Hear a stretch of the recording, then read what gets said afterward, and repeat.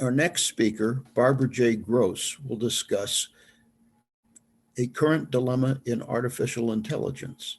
Could I? Should I?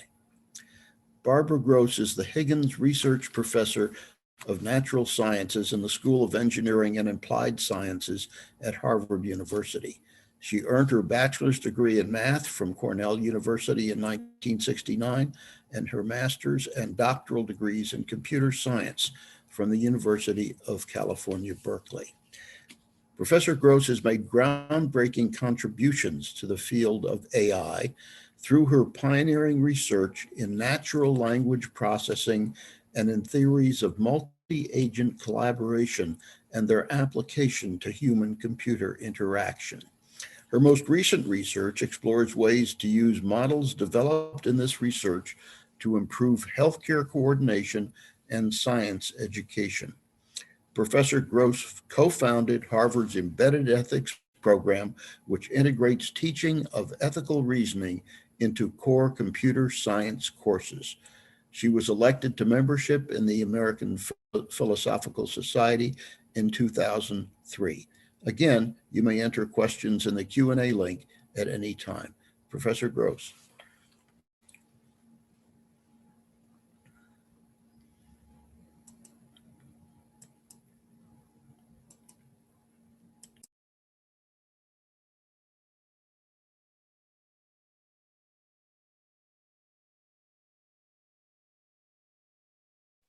Sorry, I forgot to unmute. Let me go back. So thank you, Bob, and greetings to APS members and friends. I too look forward to when we can meet again in person. My talk is going to fall into two parts. I'll begin with a brief description of work in artificial intelligence and of 65 years of AI history in 65 seconds. And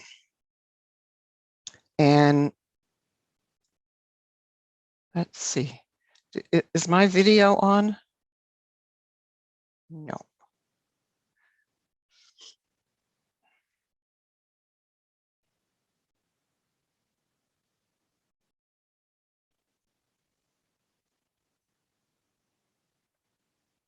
And then I'll move to the main focus of the talk, which is the need to shift our attention from could to should. And I'll describe the embedded ethics program at Harvard. So artificial intelligence dates back in some ways to Alan Turing's conjecture about passing what he called the imitation, succeeding at the imitation game, what we call passing the Turing test. He was wrong in his conjecture about that, but he was absolutely right about what you see in bold on the screen here. Turing's question was a philosophical one. Still, his paper has many important innovative computing ideas, both scientific and related to the engineering of computing machines. And in fact, people do now talk about machines thinking, though often they ask the question, what was it thinking? So in its first 50-some years, the driving question for artificial intelligence was, could we build systems with certain capabilities? And when I was getting my PhD, AI being as prevalent as it is now, you can see on the screen many applications that you're probably familiar with, that was almost unthinkable. We were in it for the intellectual challenge.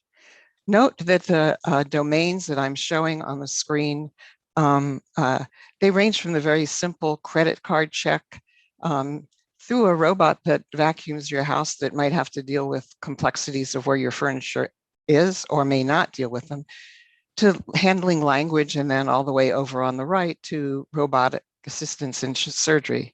In the middle, I have something that probably we didn't think about 20 years ago, which is using AI to analyze data to get us more quickly to things we prefer. This works better for us as consumers than for us as citizens. So that in itself raises ethical questions, and really many of the AI systems today, or systems that have some AI capability, raise ethical questions. So there are two things about the two characteristics of AI systems and design to keep in mind as you think about the ethical challenges. One is some systems are designed to replace human intelligence and others to complement it. You'll hear my bias later, which is that we really should focus on complementing it. And this actually ties back to Ann Case's presentation and the issue of what the future of work looks like. The second is that there are different underlying technologies, and they vary in their pluses and minuses. There are model-based methods which have the advantage that they have semantics and can explain their reasoning, and the disadvantage that it takes a lot of expert input for them to operate, and they can be fragile. Data-dependent methods, which is really what's been on the rise, I would say, in the last 10 or 15 years, are based on statistics. The neural models and deep learning, which you've probably heard about, work that way. They don't require that handcrafting, but they also don't have a semantics. And they do require large corpora of data. So you have data dependence and the bias of data that can cause problems. And the results are descriptive statistics, not causal explanations. So I want to turn, just for background, to give two examples of situations in which ethical challenges arise for dialogue systems. That was the challenge that Turing had in front of us. We experience it all with chatbots that are customer service and using our phones. In each case, they could build these systems because they did, but should they have designed the way they did? So there have been fantastic advances in natural language processing, wonderful usefulness in machine translation and some other areas, but we haven't reached human level dialogue capacities, and you can see this here. So in this first example, people would think that anyone who could answer the first question could answer the second and third. And yet my students found when they asked this on their smartphones that they got some pretty bizarre answers for the flu shot. Now, that first bizarre answer suggests that the system thought that a flu shot was some kind of product, and if only you would give it a clue, it would be able to find you the right businesses.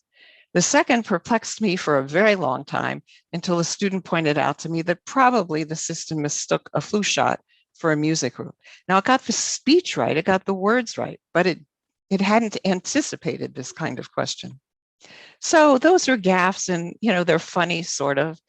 The next example that they tried, though, is more problematic, because if this hadn't been a question not about a sprained ankle, but about something that looked like symptoms of heart disease, it could have caused death. So the second example is here because there are also systems now aimed at children. This is a dialogue from a New York Times magazine in 2015 about a new Barbie doll that was going to be your daughter's best friend. They could make this toy, they did make this toy, but should they have?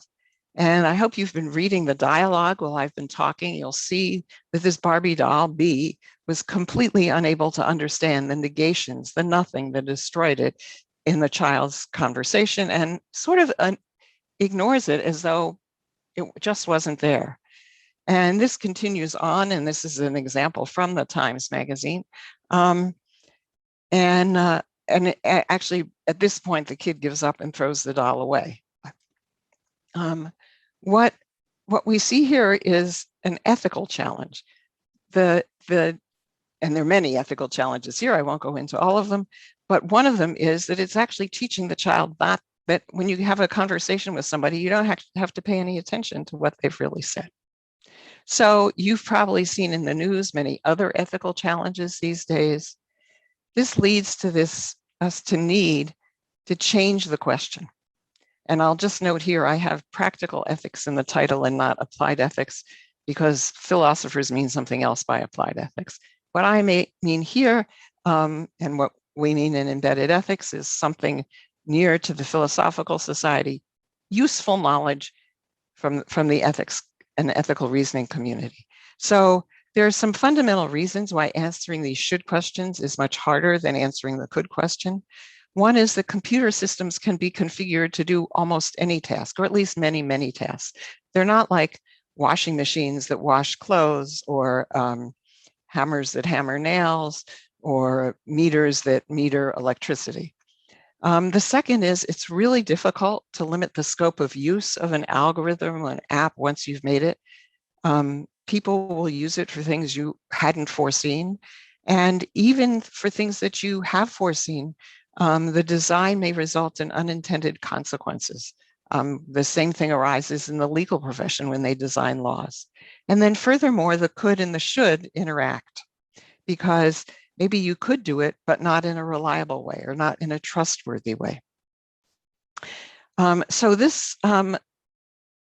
means we need to address the should, and there are several places at which we could do it. We could do it in research. We could do it when we come to products. We could do it after deployment and use. Waiting till after deployment is the least good strategy for society, but it's what we've had till now. If you do it at design, you can avoid problems. They're easier to fix. And you can also see what you can do with design and what needs policy or regulation, because there are some ethical challenges that can't be solved by technical work alone. So I want to turn now to move into discussing embedded ethics, and I'm going to tell a story that is what motivated me to work with philosophers to make this program happen. This is an example activity from a class I taught. This class was a small seminar of 24, which is pretty small for a computer science class, the smallest one I ever taught. The students had to apply to get into the class, and they had to write essays, short essays about what they would contribute to the class and so on. So they were very motivated. The 2 days before this particular class, the whole session was on the ethics of certain ethical issues in social network systems. And then the students did this exercise in small groups, and I asked them to report out the features of their activities. And I was amazed at what was there. So I asked them, how many of you thought about ethics when you came up with your list? None of them had. And when we asked in the assignment why they hadn't, they said, well, we're told that we have to write we have to have efficient algorithms and write elegant code. But no one tells us when we get assignments like this that we have to think about ethics. So even though they cared about it and they thought about it, it wasn't in front of their faces. So we have this new goal. We have to think about not just smart systems, but society compatible systems, and we have to do it in a different way. What that class exercise taught me is that we have to educate students. They have to learn to think about ethics continuously and ubiquitously. And that means that we need new collaborations. We need them to think about systems that collaborate with people. And in order to build society compatible systems, which we need to do, because it's not only people that these systems interact with, but they'll be interacting in some social context. We need a different set of skills to be brought to bear. Computer science teaches skills that are could-centric, but the students need to develop skills that let them identify stakeholders, values, who benefits, what costs there are in building the systems that they build. And for that, so I'm going to turn now. For systems in the future, there are several things we need. I'm not going to be able to talk about all of them, obviously. I'm going to focus on educating students differently in design, but I'm glad in the Q&A to answer questions about other places. Embedded ethics is a collaboration that actually arose from student activism. Students in the courses wanted more courses like this that included discussion of societal impact. I brought this up with my colleagues who were wildly enthusiastic about it, but said they lacked expertise. From my own experience, I knew that a boot camp to teach CS faculty ethics would not work, but I also knew that there was a tremendous resource in the philosophy department, because I had a phenomenal teaching fellow assist in this course, and she was a PhD student in philosophy. Now, the challenge was to find a colleague in Harvard's philosophy department who would work with me on this. And again, the students came to the rescue. They said, ask Allison Simmons. Yes, she's a Descartes scholar, but she cares about ethics being practical and relevant to students. And so began this effort together. to educate computer science differently, to think about computer science education differently. So at its core, computer science is a could discipline, mathematical models, systems design, programming, that teaches a range of not just CS technical skills, but also design thinking. What we aim to do here is to add ethical reasoning with the goal that students will learn ethical reasoning skills alongside learning CS technical skills, that they'll think about ethical implications of their systems design, not just because they're interested citizens, but as computer scientists. So this integration happens through the development of modules embedded into existing computer science courses. And that's really, really important. It's not a separate one-off course that's either required or optional. It's in the computer science courses themselves, and I'll give you some examples in a minute. So the advantage of this is there's a technical fit. They learn a CS technique. It's an important technique, and they see it raises its implementation might raise an ethical issue, becomes more real. And it becomes more real, especially because we look for things that are in the news. It also is an approach that's practical in the sense of being scalable, because faculty don't have to become ethicists. They only have to give up 1 or 2 sessions. And there's a clear message of ethical reasoning being part of computing. By distributing the teaching across the computer science curriculum, we not only show that ethical challenges arise not just in AI and machine learning, but in all fields and in almost all classes. So I said there's not much burden on the faculty. So how does this work? Each of the modules is created by a PhD student in philosophy who first consults with the CS course head to learn about the technical content and to find a problem, an ethical problem that fits. And then we have a teaching lab that includes philosophers. There's 1 faculty member.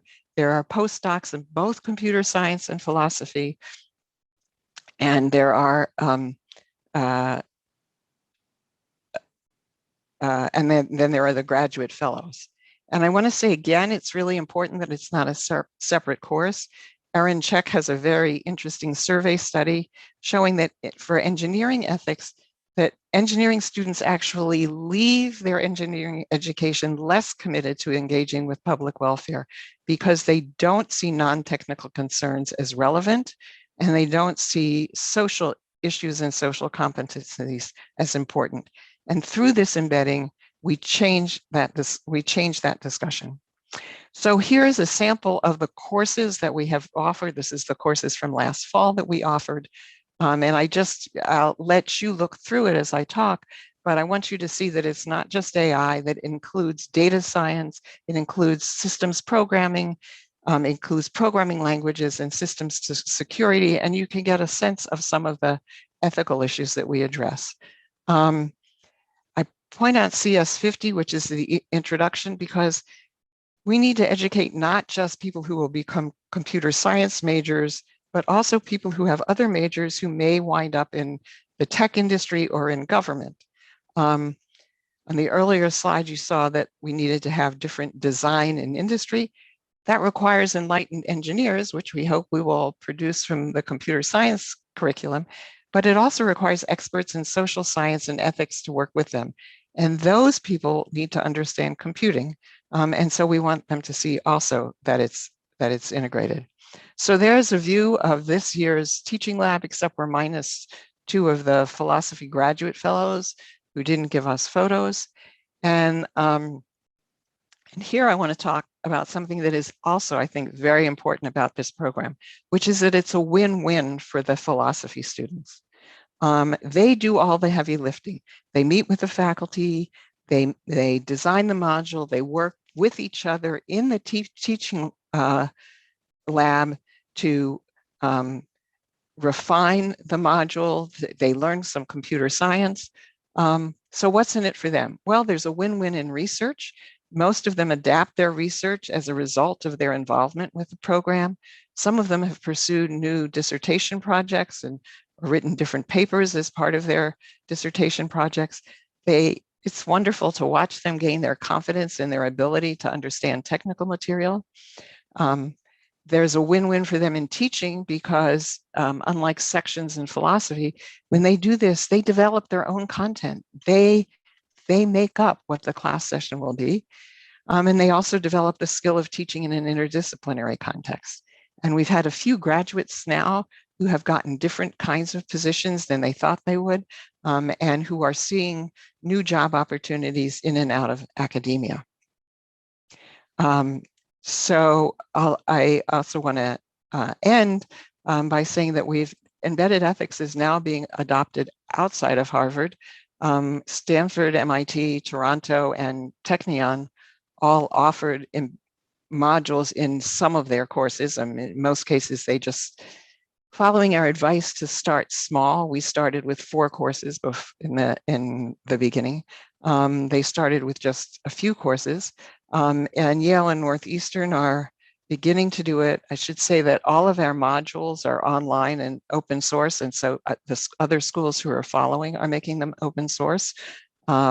We've heard from colleges and high schools interested in doing this. So I'm very optimistic that we can move in this direction. So I'll just end by saying you can find out more on our website. The group of universities already working on this aim to do some work on a hub website to make it easy for you to find all of the schools. And a really important thing we're working on together is to develop methods for assessment, because we can assess whether a particular module in a particular course works. It's much harder to assess the long-term impact on how students work. And so I say that my dream for this is that we'll hear years after they graduate what I heard a year after a student took my course, which was now he knew how to talk to his supervisor at his high-tech firm when he thought the person was asking him to do something that was unethical. And with that, I'll stop and be glad to take questions. Thanks very much, Barbara. That was terrific. And I recall when I was working at the National Academy of Sciences that Dan Mote was very much in favor of broadening engineering education in much the same way that you were focusing on computer science. And I thought that was terrific. Yeah. So here's a first question from David Tatel. If Mark Zuckerberg had come to you with his idea for Facebook and asked you what the ethics of that were, what would you have told him? Oh, David, I love this question. Thank you so much. So you may know this, that there are social scientists who said, I think at the time, and certainly say now, they could have predicted that you would get the polarization and the bubbles that you're getting, but nobody talked to them.